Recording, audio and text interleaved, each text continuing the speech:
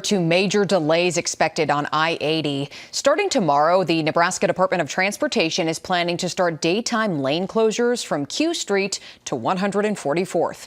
As always, the weather could change plans. Crews are reducing traffic to 2 lanes in both directions.